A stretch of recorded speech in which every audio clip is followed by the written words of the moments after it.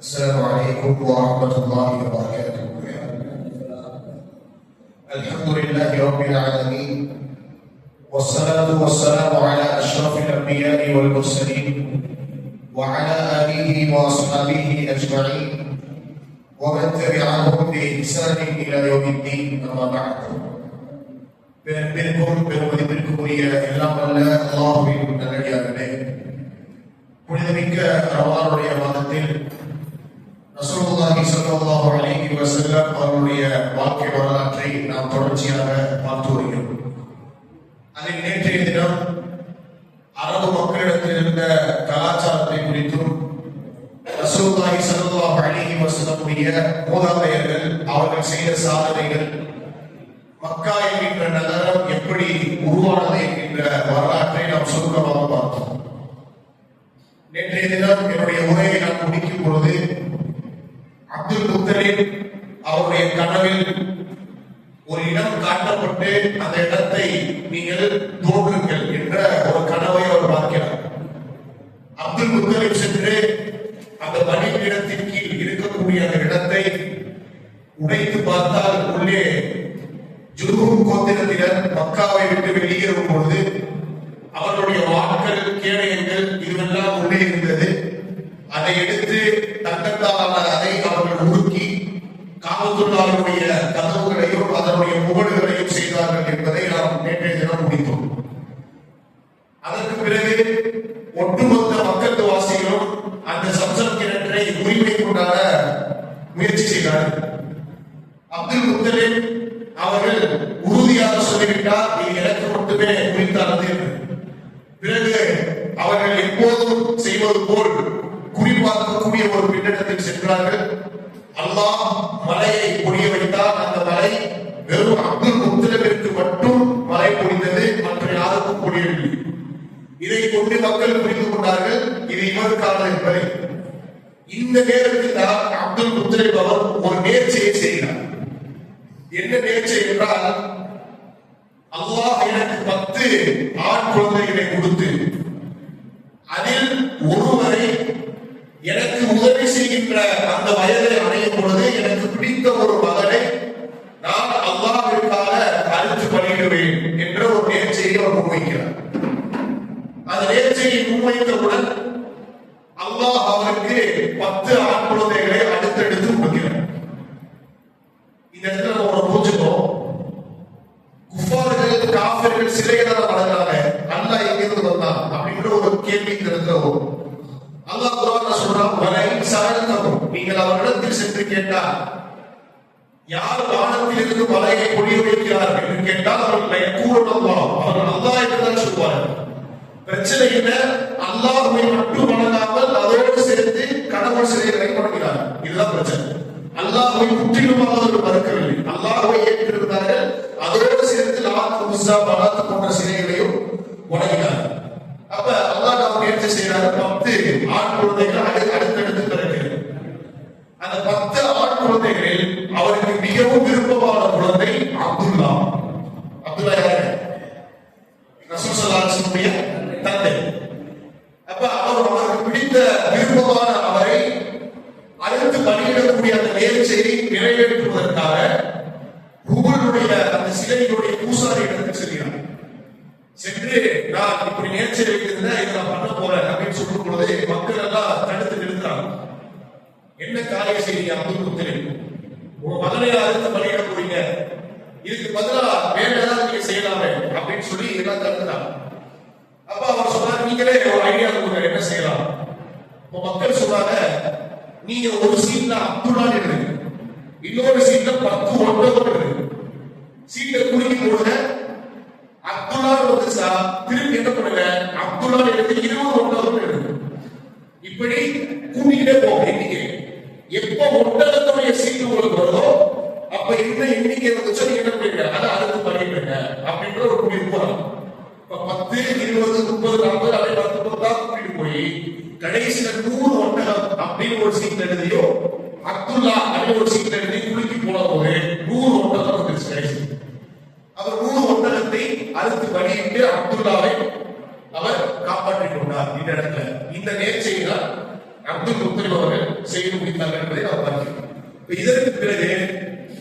அப்துல்லாவின் மூலமாகத்தான் இந்த உலகத்தின் அருட்கொடை முஹம்மது ரசூலுல்லாஹ் ஸல்லல்லாஹு அலைஹி வஸல்லம் அவர்கள் பிறக்கிறார். அதற்கு முன்னால் நடந்த இன்னொரு மிக முக்கியமான சம்பவம் என்னவென்றால், எல்லாரும் பிரபலமா தெரிஞ்ச ஒரு சம்பவம். குர்ஆன்ல ஒரு அத்தியாயத்தை அல்லாஹ் இறக்கினார். சூரத்துல் ஃபீல் என்று சொல்லக்கூடிய யானைப்படை சம்பவம். யானைப்படை சம்பவத்தை பொறுத்தவரை சனஆவுடைய தேசத்தில் அப்ரஹா என்ற ஒரு மன்னன் இருந்தார். இவன் என்ன பண்றான் அப்படின்னா, மக்கால உள்ள அந்த காபத்துல்லாஹ் பார்க்கணும். மக்கள் சாலை சாலையாக அந்த காபத்துல்லாஹ் போறாங்க, யாரும் என்னுடைய தேசத்துக்கு வரமாட்டாங்களே அப்படின்ற ஒரு கவலை ஒரு உள்ளத்தில் இருந்தது. இவன் என்ன முடிவு எடுத்தான் அப்படின்னா, காபத்துல்லாவை போன்று ஒரு பிரம்மாண்டமான ஆலயத்தை என்னுடைய ஊரில் நான் அமைக்க வேண்டும், மக்களுடைய பார்வையை திருப்புவதற்கு அப்படின்னு முடிவு பண்ணி இவன் இருந்த அந்த ஊரிலே ஒரு பெரிய ஆலயத்தை கட்டணும். இந்த சம்பவம் மக்காவில் உள்ள ஒரு 2 பேருக்கு தெரிய வரும். இந்த மாதிரி காபத்துல்லால இருந்து மக்களை திசை திருப்புவதற்காக இவன் ஒன்று செஞ்சிருந்தான் அப்படின்னு தெரிய வந்த உடனே இரவோடு இரவாக மக்காவில் இருந்து 2 நபர்கள் சென்று அந்த ஆலயத்துல போய் என்ன பண்ணிடுறாங்கன்னா, அசுத்தத்தை பண்ணிட்டு வச்சுட்டு வந்துடுறாங்க. அசுத்தத்தை பண்ணி வச்சுட்டு வந்துடுறாங்க. காலையை பார்த்தா அந்த ஆலயம் அசுத்தப்பட்டு இருக்கிறது. இதை பார்த்து கோபப்பட்டு அவன் என்ன செய்யறான் என்றால், 60,000 வீரர்களோடு 9, இன்னொரு விவாதத்தில் வரும்போது 9 அல்லது 13 யானைகளை கொண்டு யானை படையை அழைத்து வருகிறார் மக்காவில். காபத்துல்லாவை இடிப்பதற்கு அவர் அழைத்து வருகிறார். யானையை பொறுத்தவரை அதுவரை மக்கள் வாசிகள் பார்க்காத ஒரு யானை என்பது. அப்ப 9 அல்லது 13 யானைகள் மக்காவினுடைய அந்த பார்டர்ல வந்து நிற்கிறது. ஆனா என்ன பிரச்சனை அப்படின்னா, இந்த நேரத்துல காபத்துல்லா ஒரு புனிதமான ஆலயம், அல்லாஹ்வுக்காக கட்டப்பட்ட முதல் வீடு என்பதை அல்லாஹ் நிரூபிப்பதற்காக அந்த படையை அல்லாஹ் சுப்ஹானஹு வ தஆலா எப்படி எதிர்கொண்டான் என்பதைதான் சூரத்துல் ஃபீல் வந்து பாடமாக சொல்கிறது. அப்ப மக்காவுக்குள் நுழைவதற்கு என்னென்னமோ முயற்சி பண்றா, அந்த யானை நுழைய மாட்டேங்குது. மற்ற திசையை நோக்கி நடந்துனா யானை போகுது, காபத்துல்லாஹ்ல நுழைய சொன்னா நுழைய மாட்டேங்குது. என்னென்னமோ முயற்சி பண்ணிப்பாங்க. இந்த நேரத்தில் என்ன ஆச்சு அப்படின்னா, அப்துல் முத்தலிபுடைய ஒட்டகத்தை அவருடைய அடிமைகள் பேச்சுட்டு வந்ததை இவன் என்ன பண்ணிடுறா, பார்த்ததை குடிக்க வச்சிருக்க முடியும். அதை வந்து அரசு பண்ணிடணும். அரசு வந்ததுக்கு அப்புறம் அப்துல் முத்தலிப் போறாரு. போய் கேட்கிறாரு, ஏன் என்னுடைய ஒட்டகத்தை அரசு பண்ணீங்க, ஒட்டகத்தை பத்தி கவலைப்படுறீங்க, நாங்க உங்களுடைய காவல்துறையாவே இடிக்க வந்திருக்கோம், நீங்க என்னப்பா ஒட்டகத்தை பத்தி கவலைப்படுறீங்க? அப்ப அப்துல் முத்தலிப் சொல்றாரு, ஒட்டகம் என்பது எனக்குரியது, காபத்துல்லாஹ் என்பது அல்லாஹ்வுடைய வீடு, என் ஒட்டகத்திற்கு நான் தான் பாதுகாவலன், அதே போன்று காபத்துல்லாஹ்வுக்கு அல்லாஹ் தான் பாதுகாவலன். நீ என்ன வேணா செஞ்சுக்க, ஏன் ஒட்டகத்தை திருப்பி கொடுக்குது? ஒட்டகத்தை திருப்பி ஒப்படைக்கப்பட்டு மக்கள் எல்லாம் மலைகள் மீது அமர்ந்து என்ன நடக்க போகுது அப்படிங்கிறத பார்க்கலாம். அப்ப படை மட்டும் உள்ளே செல்கிறது, யானை வளர்த்துக்கிட்டு உள்ள போறாங்க. அப்ப அல்லாஹ் சுப்ஹானஹு வ தஆலா வார்சல்னா அலைஹிம் தய்ரன் அபாபில் என்கின்ற அந்த சிறு குருவிகளை அல்லாஹ் அனுப்புகிறார். அதனுடைய 3 பகுதிகளில் 2 கால்களிலும் அதனுடைய அலகிலும் 3 கற்களை வைத்திருக்கிறது, எரிக்கற்களை. அந்த கற்களை அவர்கள் மீது வீசுகிறது. அந்த கற்கள் பட்டவுடன் அவருடைய உடலில் உள்ள அந்த உறுப்புகள் எல்லாம் தனித்தனியாக கலந்து கீழே விழ ஆரம்பிக்கிறது. அந்த படைய சிறிய அந்த பறவையை வச்சு அல்லாஹ் அடிச்சு சொல்லணும். எப்படி ஆகிவிட்டார் என்றால், கஸ்பின் மக்குல், உண்டு எரியப்பட்ட வைக்கோல்களை போன்றவர்கள் ஆகிவிட்டார்கள் என்று அல்லாஹ் குர்ஆன்ல சொல்றார். இந்த அபரஹா என்ன ஆனா அப்படின்னா, அவன் எஸ்கேப் ஆகி வெளியே ஓடும் பொழுது அல்லாஹ் சுப்ஹானஹு வ தஆலா அவனுக்கு ஒரு விதமான நோயை கொடுத்து அவன் அவனுடைய தேசத்தை அடைவதற்கு முன்னாலே அவனுடைய உடல்ல உள்ள எல்லா உறுப்புகளும் ஒன்றொன்றா கலந்து விடுது. முதல்ல விரல்கள், பிறகு கை தனித்தனியா வந்தது. கடைசியில அவன் ரொம்ப அப்படியே சுருக்கி போய் அவனுடைய இதயம் வெளியே வந்து வெடித்து சிதறி அவன் இறந்து விடுகிறான். அப்ப இந்த ஒரு சம்பவம் ஒரு மிக பிரபலமான சம்பவம். இந்த சம்பவத்தின் மூலமாக அல்லாஹ் நிரூபிக்கக்கூடிய என்னவென்றால், காபத்துல்லாஹ் என்பது புனிதமான பூமி. அதை இடிக்க நினைத்தாலோ தகர்க்க நினைத்தாலோ அல்லாஹ்வுடைய தண்டனை அவர்கள் மீது வரும் என்பதை அல்லாஹ் நிரூபித்து காட்டினார். அதே போல இது ஒரு முன்னால் சொல்லப்பட்ட ஒரு செய்தி. என்ன செய்தி அப்படின்னா, மக்காவில் உள்ள தன்னை பொய்யராக கருத மாட்டார். மக்காவில் வரக்கூடிய ஒருத்தர் தன்னை பொய்யராக கருத மாட்டார் என்பதற்கு ஒரு அத்தாட்சியாக அல்லாஹ் இதை காமிச்சார். ஏன்னா இதுக்கு பிறகு ரசூல் ஸல்லல்லாஹு அலைஹி வஸல்லம் வரப்போறார். அப்ப சரி சம்பவம் நடந்து 55 நாட்கள் 55 நாட்களுக்கு பிறகுதான் ரசூலுல்லாஹி ஸல்லல்லாஹு அலைஹி வஸல்லம் அவருடைய பிறப்பு ஏற்படுகிறது. அப்ப அப்துல்லா ஆமினா பின்த் வஹப் என்று சொல்லக்கூடிய அவர்களை திருமணம் முடிக்கிறார்கள். திருமணம் முடித்து அவர்களுக்கு முஹம்மது ஸல்லல்லாஹு அலைஹி வஸல்லம் பிறக்கிறார்கள். இந்த நேரத்துல ஒரு மிகப்பெரிய சோதனை. என்ன சோதனை அப்படின்னா, நம்ம வாழ்க்கையில என்ன பண்றோம், சின்ன சின்ன விஷயங்களோட சோதனை பண்றோம். நம்முடைய வியாபாரத்துல லைட்டா ஒரு லாஸ் ஏற்பட்டுச்சுன்னா உடனே இடிச்சு போய் உட்கார்ந்து சில பேர் அல்லாஹ்வை திட்ட ஆரம்பிச்சிடும். என்னுடைய அண்டை வீட்டார் அவன் உயர்ந்துகிட்டே போறான், நான் குறைஞ்சிட்டே போறா, உடனடியே அல்லாஹ்வுடைய நிராசம் வரும். ரசூலுல்லாஹ்வுடைய வாழ்க்கையை பார்த்தீங்கன்னா முழுவதும் சோதனை. ரசூலுல்லாஹ் பிறக்கும் போதே தந்தை அப்துல்லா ஒரு பயணத்திற்காக மதீனாவுக்கு சென்றார். சிரியாவிற்கு சென்று மதீனாவிற்கு திரும்பும் பொழுது மதீனாவில் பெற்றோர் ஆரம்பிக்கிறார். ரசூலுல்லாஹ் பிறக்கவே பிறந்த சில ஆண்டுகளிலேயே தாய் மரணம், அவரை வளர்ந்த பாட்டனாக மரணம். அதற்கு பிறகு யாரை அவர் உயிருக்கு உயிராக நேசித்தார்களோ அவருடைய மனைவியும் மரணம். அவர்கள் மீது அவர்களுடன் ஈன்றெடுத்த எல்லா குழந்தைகளும் மரணம். இல்லா ஃபாத்திமாவை தவிர. எவ்வளவு பெரிய ஒரு சோதனை ரசூலுல்லாஹி ஸல்லல்லாஹு அலைஹி வஸல்லம் வாழ்க்கையை நெருங்கி இருந்தாலும் எந்த இடத்திலும் அவர்கள் அல்லாஹ்வின் மீது வைக்க வேண்டிய தவக்குலை அவர்கள் விட்டுக் கொடுக்கவில்லை. அல்லாஹ்வின் மீது உறுதியான தவக்குலை வைத்திருந்தார்கள். எங்கேயும் வைக்கவில்லை. ரசூல் ஸல்லல்லாஹு அலைஹி வஸல்லம் பிறக்கிறார்கள், மக்கத்து மாநகரத்தில் பிறக்கிறார்கள். பிறந்த நேரத்திலே அப்துல் முத்தலிப் அவருடைய பாட்டனார் ரசூலுல்லாஹி ஸல்லல்லாஹு அலைஹி வஸல்லம் அவர்களை தூக்கி சென்று காபத்துல்லாஹ்விற்கு அருகில் வைத்து முஹம்மத் என்று பெயர் சூட்டுகிறார். புகழுக்குரியவர் என்று பெயர் சூட்டுகிறார். இன்னொரு பெயர் அஹ்மத். இரண்டும் ஒரே அர்த்தத்தை கொண்ட பெயர். ஹம்த் என்று சொல்லக்கூடிய அரபு வார்த்தையின் மூலத்திலிருந்து பிறக்கின்ற இரண்டு வார்த்தை முஹம்மத், அஹ்மத் என்ற இந்த பெயர் ரசூலுல்லாஹி ஸல்லல்லாஹு அலைஹி வஸல்லம் அவர்களுக்கு சூட்டப்படுகிறது. 7ஆம் நாள் கத்ரா செய்யப்படுகிறது. ஒரு சில அறிவுகளின்படி ரசூலுல்லாஹி ஸல்லல்லாஹு அலைஹி வஸல்லம் பிறக்கும் பொழுதே கத்ரா செய்யப்பட்டுதான் பிறந்தார்கள் என்று சில அறிவு இருக்கிறது. ஆனால் அதெல்லாம் பலவீனமானவை. உறுதி செய்யப்பட்ட தகவல் பிறந்து 7ஆவது நாளில் தான் இயற்கை முறையில் அவர்களுக்கு கத்ரா செய்யப்படுகிறது என்பதை நாம் பார்க்கிறோம். அதற்கு பிறகு ஒரு வாரம் கழித்து ரசூலுல்லாஹி ஸல்லல்லாஹு அலைஹி வஸல்லம் பிறந்து ஒரு வாரம் கழித்து அவர்களுக்கு சுவைரியா என்று சொல்லக்கூடிய ஒரு அடிமை பெண், அந்த அடிமை பெண் அவர்கள் தான் ரசூலுல்லாஹி ஸல்லல்லாஹு அலைஹி வஸல்லம் அவர்களுக்கு பால் ஊட்டினார். ரசூலுல்லாஹ் பிறந்துட்டாங்க அப்படின்ற ஒரு செய்தியை கேட்ட உடனே அபூ லஹப் பின்னர் காலத்துல எவ்வளவு மோசமா அவரை பத்தி அல்லாஹ் விமர்சித்தாரோ அந்த நேரத்துல எப்படி இருக்காரு, அந்த நேரத்துல அவங்க பிள்ளை இல்லை. அந்த நேரத்துல என்ன பண்றாரு, ரசூலுல்லாஹ் பிறந்த செய்தியை கேட்ட உடனே ஒரு அடிமையை ஒரு விடுதலை செய்கிறார், மகிழ்ச்சி. அப்படிப்பட்ட அபூ லஹப் அவருடைய அடிமை பெண் சுவைரியா ரசூல் ஸல்லல்லாஹு அலைஹி வஸல்லம் அவர்களுக்கு பால் ஊட்டினார்கள்.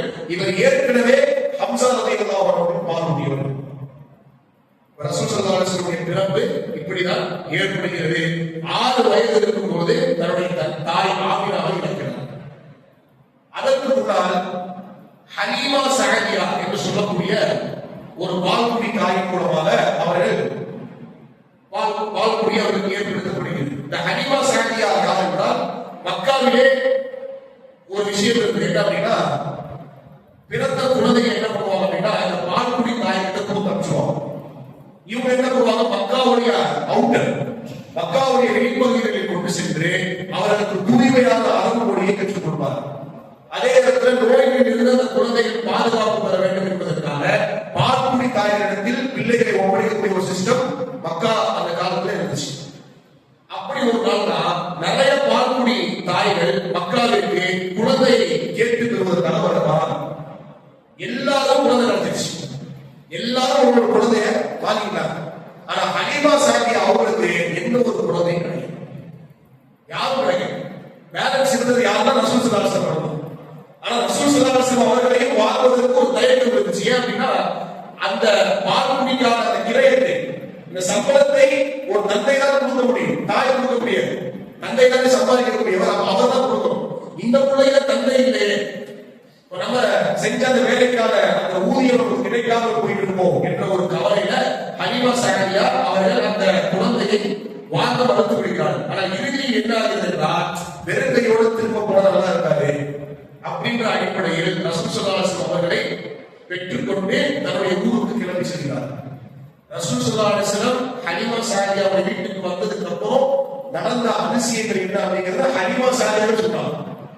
எங்க வீடு எப்படி இருந்துச்சுன்னா ரொம்ப வறுமையான வீடு. எங்களுடைய ஆடுகள் அதனுடைய மடியில் பால் இருக்கிறது. ரொம்ப வறுமை இருக்கும். ஹலீமா சாதியாருக்கு அவர்களுக்கு குழந்தைகள் இருந்தது. அவர்கள் ஈன்றெடுத்த சொந்த குழந்தைகள் இருந்தது. ஒருவேளை சோத்துக்கு ரொம்ப கஷ்டம் இருக்கு. ஆனா ரசூல் ஸல்லல்லாஹு அலைஹி வஸல்லம் வந்ததற்கு பிறகு எங்களுடைய வாழ்க்கையில் பல மாற்றங்கள் ஏற்பட்டது. எல்லா ஆட்டினுடைய மடியிலும் பால் சுரக்க ஆரம்பித்தது. அதே நேரத்தில் என்னுடைய வாழ்வில் ரசூல் ஸல்லல்லாஹு அலைஹி வஸல்லம் அவர்கள் பால் ஊற்றும் பொழுது பால் அப்படியே கொட்டி தீர்ந்தது. ரசூல் ஸல்லல்லாஹு அலைஹி வஸல்லம் வீட்டுக்கு வந்ததற்கு பிறகு செல்வம் பெருகியது. இப்படிப்பட்ட பல அதிசயங்களை நான் கண்டேன் என்று ஹலீமா சாதியா ஒரு மிகப்பெரிய நீண்ட ஒரு வரலாறு விவரிக்கிறார். இதற்கு பிறகு அவங்க என்ன பண்ணாங்க, ஹலீமா சாதியாருக்கு ரசூல் ஸல்லல்லாஹு அலைஹி வஸல்லம் திருப்பி கொடுத்து மனசே இல்லை, ஆமினாவை ஒப்படைக்கிறதுக்கு மனசே இல்லை. ஆனா அந்த நேரம் முடியுது, ஆமினாவை ஒப்படைக்க வேண்டிய ஒரு சூழ்நிலை, திருப்பி தூக்கிட்டு போறாங்க, ஆமினாவை ஒப்படைக்கிறாங்க. ஆனா மனசு இல்லாம ஒப்படைக்கிறாங்க. ஆமினா என்ன சொல்றாங்க, சரி இன்னும் சில காலங்கள் நீங்கள் வைத்தார்கள் பராமரித்து திருப்பி என்ன பண்ணுங்க கொண்டு வந்து கொடுங்க அப்படின்னு சொல்லி திருப்பி அனுப்புறாங்க.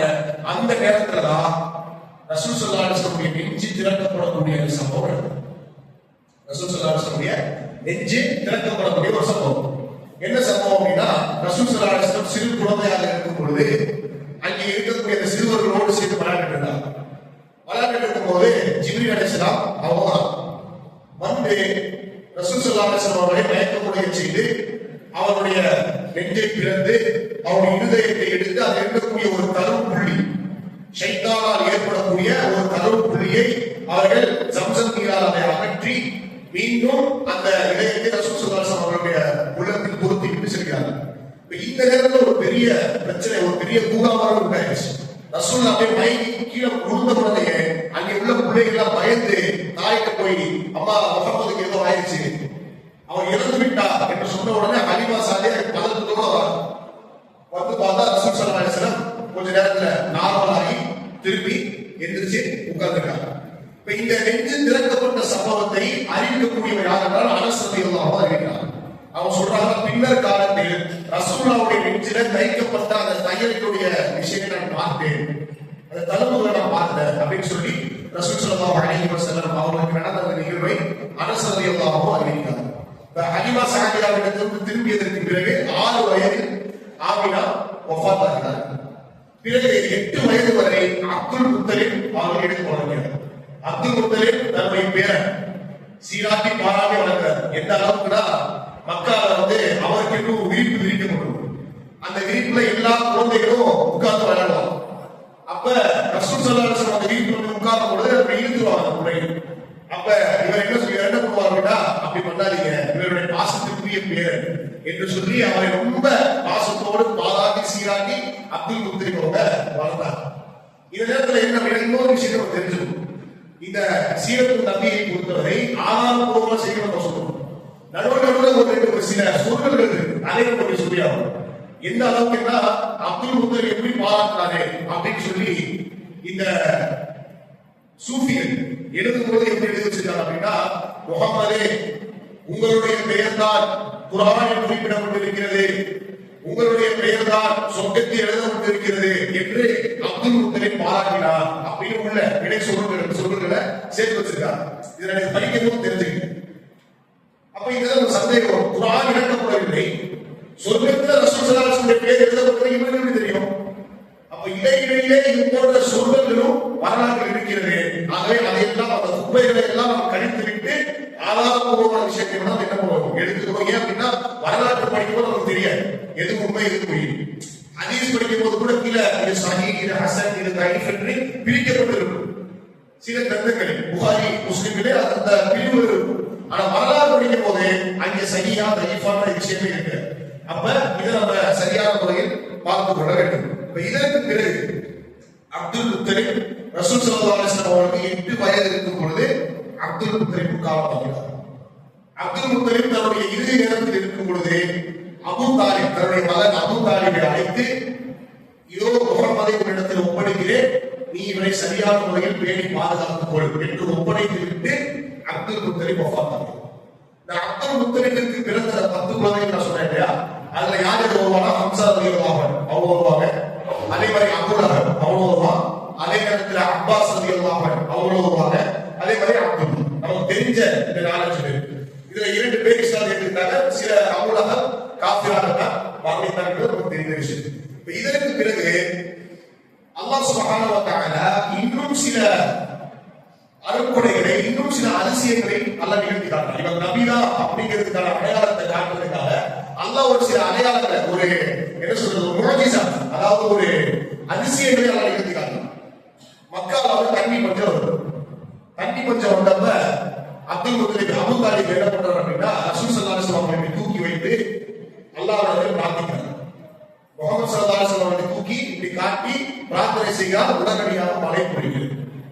இதெல்லாம் அல்லாஹ் காட்டுவதற்கான காரணம், இவர் பின்னால் காலத்தில் நபியாக ஆக்கப்பட இருக்கிறார் என்பதற்கான உதாரணம் கிடைக்கும். இதை இன்னும் வலுப்படுத்தக்கூடிய ஒரு செய்தி என்னென்றால், ரசூல் ஸல்லல்லாஹு அலைஹி வஸல்லம் அவர்கள் 12 வயதுல அபூ தாலிப் அவங்களோட வியாபாரத்துக்கு போறாங்க.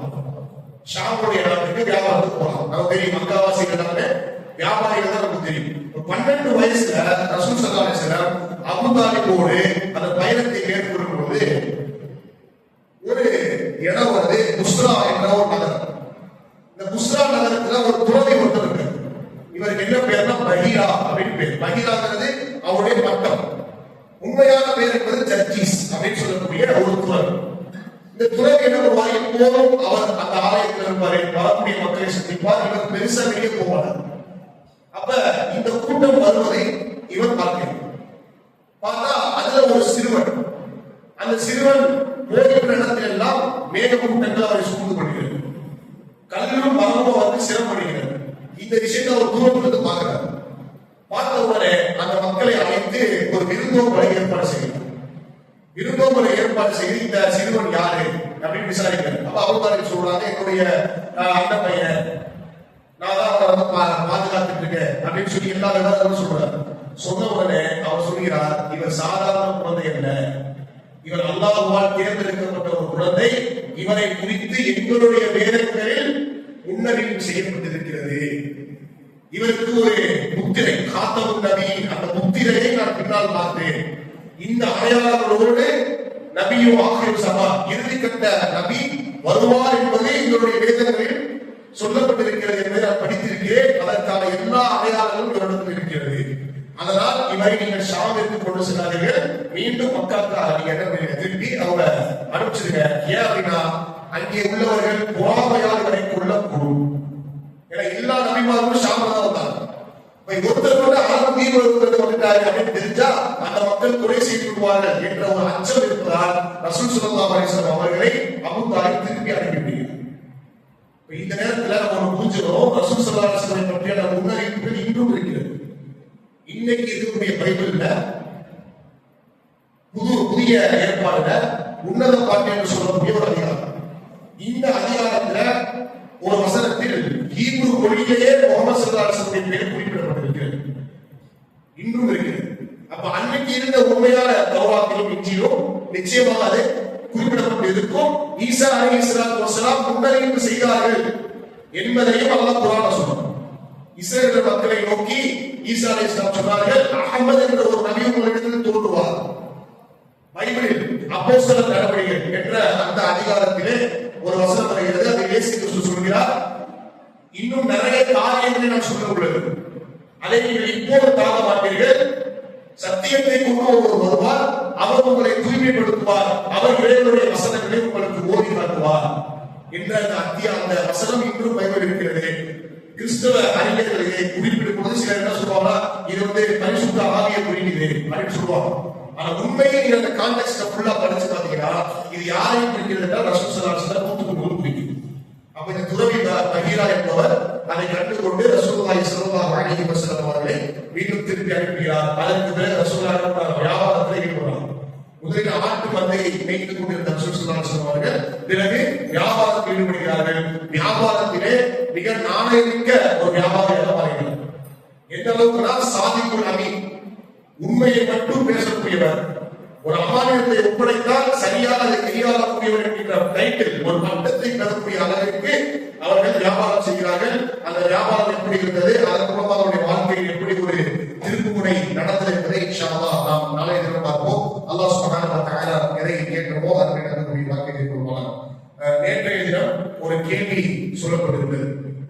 5 சிலைகள், அந்த சிலைகளுடைய பெயர்கள் என்ன, அம்ருல் உஹை கொண்டு வந்த 5 சிலைகள், அதற்கான இந்த ஆன்சர்ஸ் நிறைய பேர் அனுப்பியிருந்தா அல்லாஹ்வுடைய அருளால மிக விவரமாக எழுதியிருந்தார். அப்ப அந்த ஆன்சரை சொல்லப்பட சொல்லி அந்த 5 சிலைகளை பற்றி அல்லாஹ் சுப்ஹானஹு வ தஆலா சூரத்துல் நூஹில் சொல்கிறார். வத்தா, சுவாஹா, யகூஸ், யஹூக், நஸ்ர் என்று சொல்லக்கூடிய 5 சிலைகள். இவர்கள் யார் என்றால் நூஹ் அலைஹிஸ்ஸலாத்து வஸலாமுடைய காலத்தில் இவர்கள் மேன்மக்களாக வாழ்ந்தார்கள், நல்ல மக்களாக வாழ்ந்தார்கள், வணக்கசாலிகளாக இருந்தார்கள். ஆனால் இவருடைய வஃபாத்திற்கு பிறகு, மரணத்திற்கு பிறகு ஷைத்தான் ஏற்கனவே அல்லாஹ் சவால் விடுவார். என்ன சவால் தான், உங்களுடைய அடியார்கள் வழிகெடுப்பேன் அந்த சவால் கொண்டு வரும். இவன் என்ன பண்ண அப்படின்னா அந்த மக்களுடைய உள்ளத்தில் இவருடைய பஸ்வசாவை போட ஆரம்பித்தான். எல்லாரும் கவலையில இருந்தா நல்ல மனிதர்கள் ரொம்ப பிரிஞ்சு போயிட்டாங்க அப்படின்ற அந்த கவலையை என்ன பண்ணா பயன்படுத்துங்க. என்ன பண்ணா நீங்க அந்த மக்களுக்கு சிலையை செய்யுங்க, செஞ்சு அதை நீங்க வச்சு டெய்லி போய் அதை பார்த்துக்குவாங்க, பார்த்துட்டு வரப்போ உங்களுடைய கவலை நீங்கும் அப்படின்னு ஒரு முதல் ஆயத்தை எடுக்கணும். அந்த மக்கள் என்ன பண்ணாங்க, 5 பேருக்கான சிலையை செஞ்சு வச்சாங்க. இரண்டாவது அவன் மனசுல போனா நீங்க ஒரு மரியாதைக்காக என்ன பண்ணுங்க, அதை தொட்டு பாருங்க அப்படின்னு மனசுல போனோம். இது பிற்காலத்துல அப்படியே உருமாறி கடைசியில் அவர்கள் அவுலியாக்கள், அவர்கள் அல்லாஹ்விடத்திலிருந்து அவர்கள் உதவியை பெற்றுத் தருவார்கள், சிபாரிசு செய்வார்கள் என்ற ஒரு எண்ணத்தை உள்ளத்துல கொண்டு கடைசியில் 5 சிலைகளை இவர்கள் வணங்க ஆரம்பித்தார்கள். அங்கே இருந்துதான் ஷிர்கினுடைய வரலாறு தொடங்குகிறது. அதிலிருந்து அப்படியே வாழையாக அந்த ஷிர்கை அப்படியே அந்த 10 பேரை வச்சு ஒவ்வொரு முறையும் வரும்பொழுதும் அல்லாஹ் ஒவ்வொரு நபியை அனுப்பினார். அந்த மக்களுடைய பாஷையில் அவர்கள் பேசக்கூடிய மொழியில் அல்லாஹ் அனுப்பி இந்த தௌஹீதை எடுத்து வைத்தார். அதே போன்று ரசூல் ஸல்லல்லாஹு அலைஹி வஸல்லம் அவர்களும் இந்த ஷிர்க் கூடி இருந்த காலத்திலே இவர்கள் வந்து தௌஹீதை மறுமலர்ச்சியை ஏற்படுத்தினார். இதுதான் நேற்று நம்ம கேட்டதுக்கான பதில்.